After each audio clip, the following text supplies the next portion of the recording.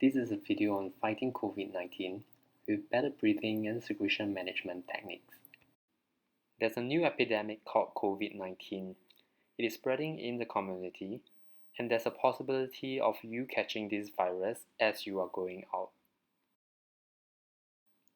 The common initial symptoms are coughing and breathlessness. Sometimes it causes pneumonia, which might require hospital admission and medical intervention. When you are recovering from pneumonia, you might develop some phlegm.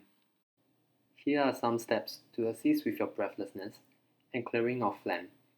This is a step-by-step approach. Step 1. Position yourself comfortably in your bed. We would recommend you to be in a more upright position. Step 2. Place your hand on your stomach and take in a slow deep breath through your nose. Feeling your breath expand your lungs. Then gently breathe out through your nose and repeat this 3 to 5 times.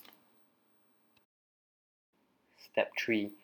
Breathe in through your nose, filling up your lungs, and hold your breath for 3 seconds, counting 1000, 2000, 3000. Then slowly breathe out through your mouth. Repeat this 3 to 5 times.